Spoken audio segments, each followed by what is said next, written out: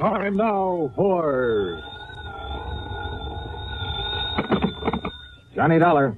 I have your call to Universal Adjustment Bureau in Hartford. Oh, thank you, operator. Hello.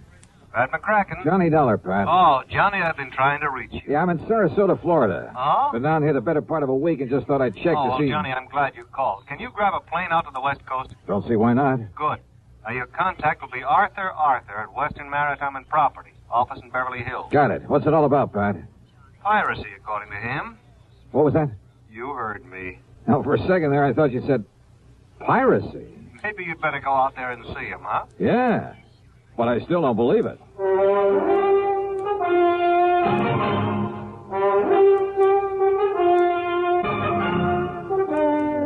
Bob Bailey in the exciting adventures of the man with the action-packed expense account. America's fabulous freelance insurance investigator. Yours truly, Johnny Dollar.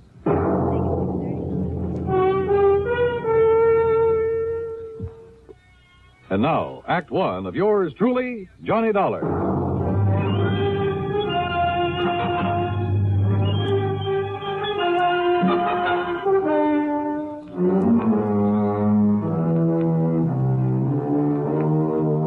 Expense account submitted by Special Investigator Johnny Dollar to the Western Maritime and Property Insurance Company, Beverly Hills office. Following is an account of expenses incurred during my investigation of the Baldero Matter.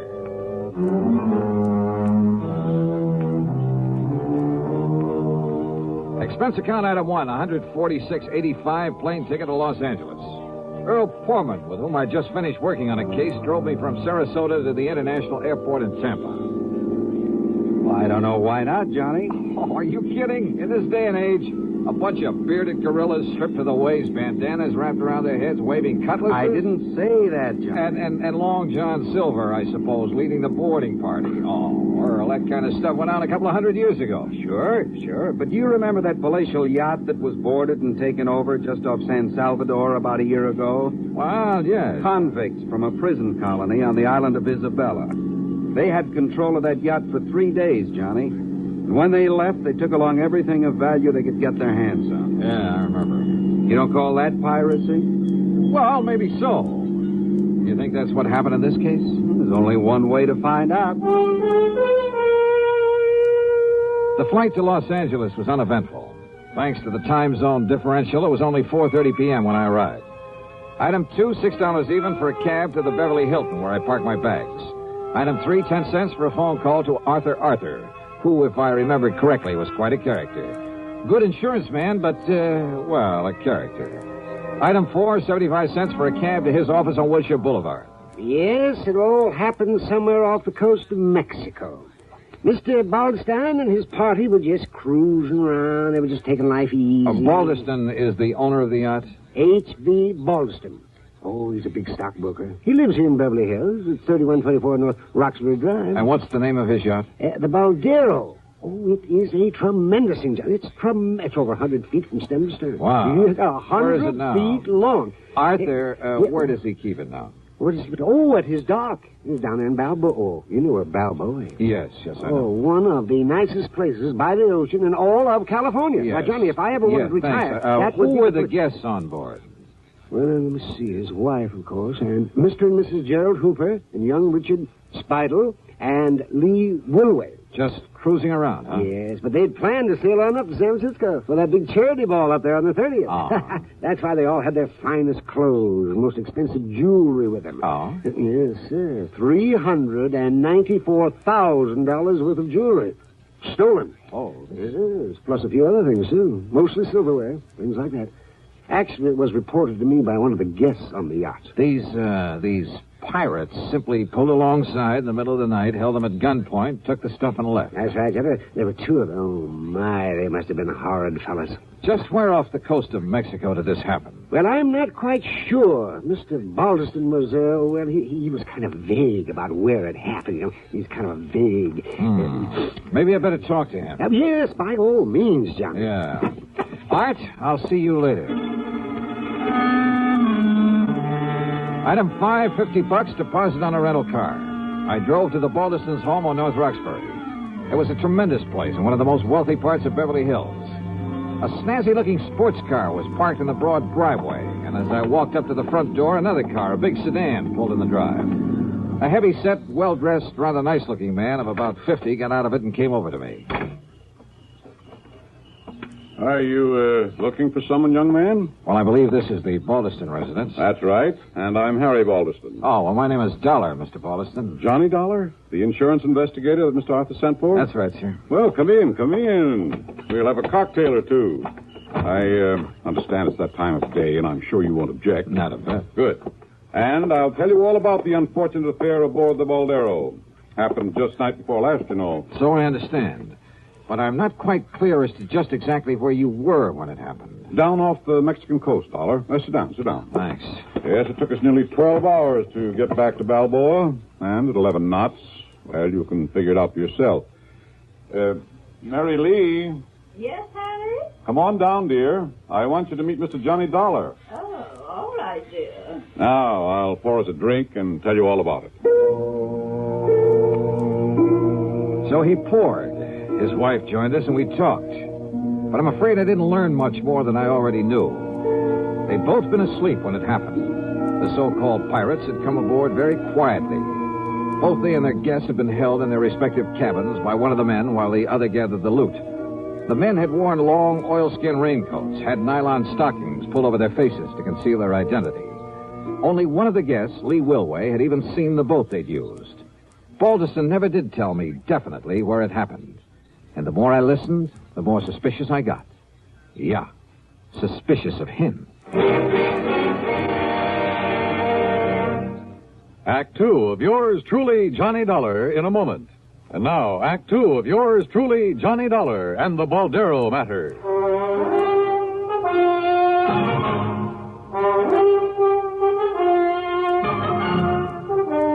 Well, Dollar, it was hard to tell just where we were. I keep an engineer on board, and he'd been at the wheel most of the day. But you were anchored for the night. That's right.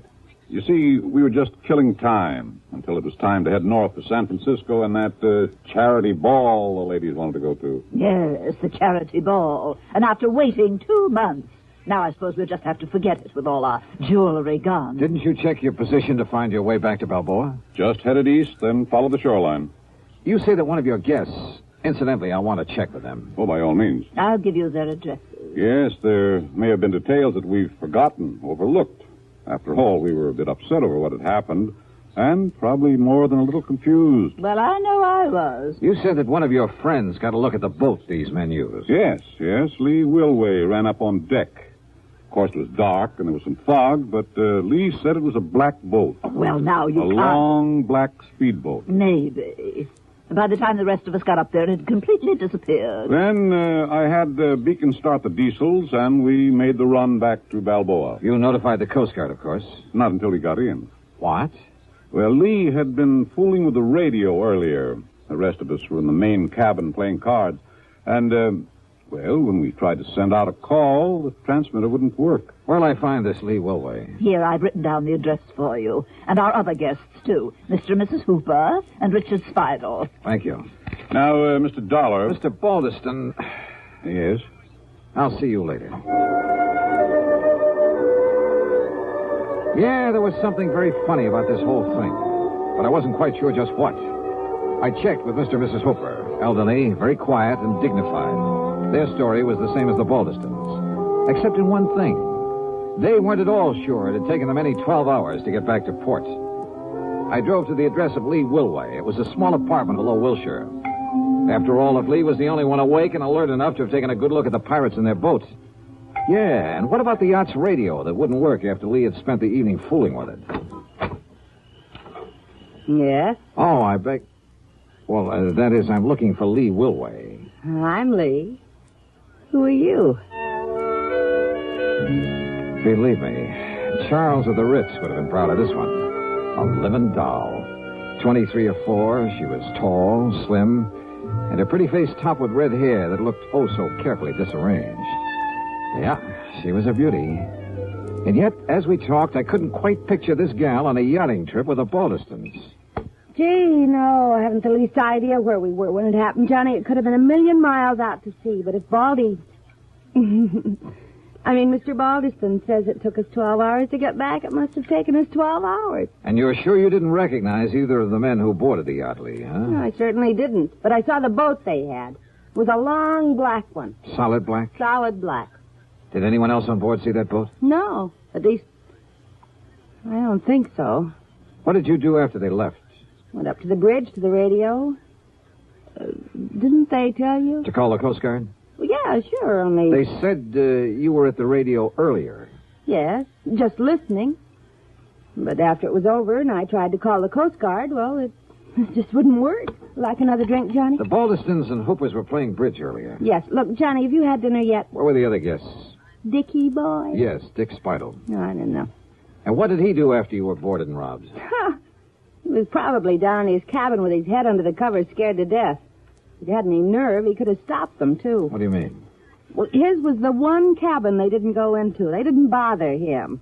And he knew there was a rifle they used for shooting sharks. He knew it was on the rack just outside his door. And if he'd come up shooting with it, why, those pirates would have jumped overboard and run for home. I'll just bet they would. Apparently you don't think much of this Dick Speidel. Would you?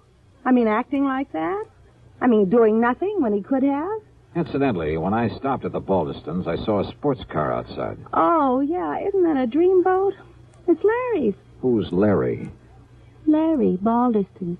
He's my... Oh, gee, Johnny, I'm getting hungry. Why don't we have another drink and then have some dinner?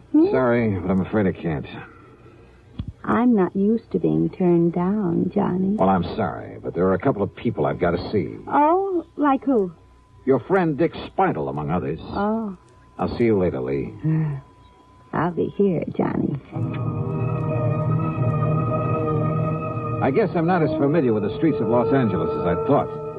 It took me over half an hour to find Speidel's apartment. It was one of those ultra-swank affairs just off Sweetser Avenue below the famous Sunset Strip. I parked under a big palm tree. Then, as I backed out of my car, another one roared up and stopped behind me. The glare of the headlights partly blinded me. Just a minute, you. Huh? Johnny Dollar, huh? That's right. Who are you? Here. Oh!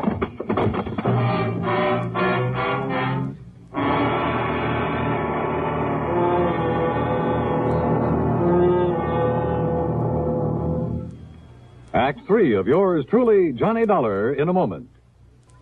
And now, Act 3 of yours truly, Johnny Dollar.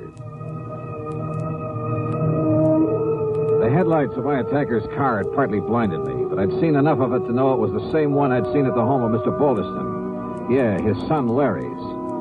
But I came to find myself parked behind the wheel of my own car. And lying on the seat beside me were 5 crisp $100 bills and a note. Take this money and get out of town, it said. You have no case anyway because the things that were stolen off the yacht have been returned. So you may as well leave while you have your health. No signature. There was only one person in the world I wanted to see at that moment, Larry Balderston. But I felt a bit rocky since I was at the front door of Dick Speidel's apartment, since I'd really come to see him, and if I was lucky, he might have a good stiff drink handy. Feeling better now, Mr. Dollar? Yeah, I am. Thanks, Dick. It's Richard, if you don't mind. Oh, yeah, sure. But go on with what you were saying. Well, the whole thing was absurd, of course. But the only reason Mrs. Balderston insisted on taking Lee on that yachting trip and to the charity affair, and of course I was supposed to be her escort, was to shame her, to show her up. How do you mean? Well, after all, in spite of her beauty, she is a rather common person, rather cheap. So Mrs. Balderston hoped that facing her with the ladies and gentlemen who attend the ball would embarrass her. Oh, I see. And that she'd realize she has no place among people like ourselves. People like you are just too good for her. Well, to put it bluntly, yes. In any event, Mrs. Balderston hoped it would break off this rather sordid romance. Romance? She and Lawrence Balderston. Larry, she calls him. And Lee is only after his money. But I take it Larry got wind of this little plan. Lawrence said that he would prevent its being carried out if it was the last thing he ever did. So he staged the piracy bit. Oh, I'm sure it was he. He's always done silly things like that, Mr. Dollar. Rich, headstrong, spoiled as he is. So when I heard the noise up on deck, I simply locked myself in my cabin and refused to budge when he and whoever he had helping him boarded the yacht. Or because you were scared? Beg your pardon. Thanks a lot, Dick. It's Richard. You've been a lot if of you help. Oh, and incidentally, Yes? you think Lee Wilway was in on it, too? That's why she spent so much time on the ship's radio earlier in the evening? Indubitably, so that she could guide him to the yacht in his speedboat. His speedboat, of course, has all sorts of radio equipment aboard. What color is that speedboat? A mahogany. Why? Lee said the pirates were using a solid black boat. Which simply proves she was onto his plan. What do you mean? Well, the wench was lying, that's all. Maybe you're right. Thanks, Dick. It's Richard, if you don't know.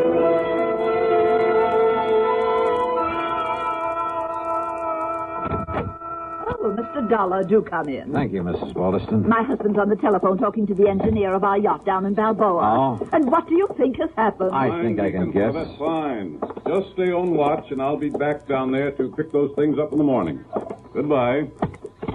It's true, Mary Lee. Oh, splendid. Whoever took them from us returned everything to the boat. Everything is...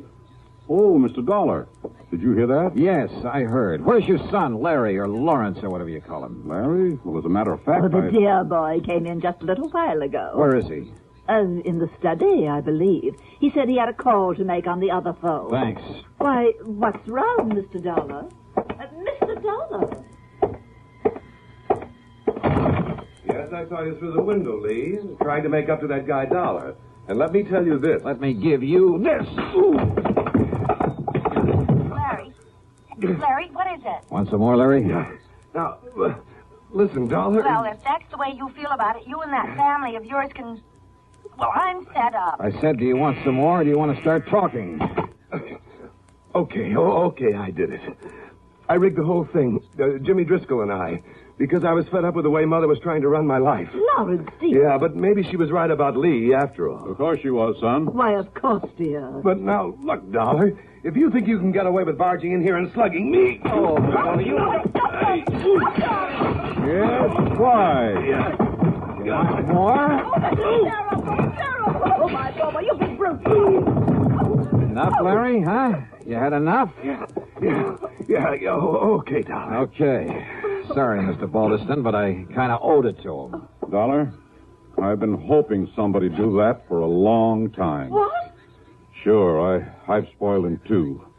It's been my fault as much as his mother's. My fault? But I never had any idea he'd carry things as far as he did. Of course, if you like, sir, I could prefer assault charges for his attack on me earlier. No, I don't think it'll be necessary.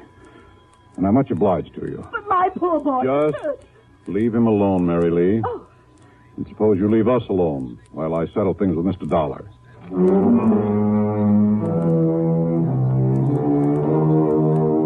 Fee on this case? Forget it. The $500 that Larry mistakenly tried to bribe me with, plus a nice fat check for Mr. Balderston. Well, much as the thought of it hurts me, let's forget the expense account, too. Okay? Okay. Yours truly, Johnny Dollar.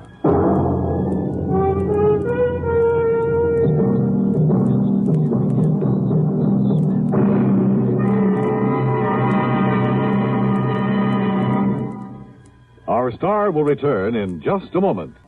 Now, here's our star to tell you about next week's story. Next week? Oh, wait a minute. Belated congratulations to station WJLS in Beckley, West Virginia on its 20th anniversary. Next week, I really go fishing. Yeah, for a body in the middle of Lake Mead. Join us, won't you? Yours truly, Johnny Dollar.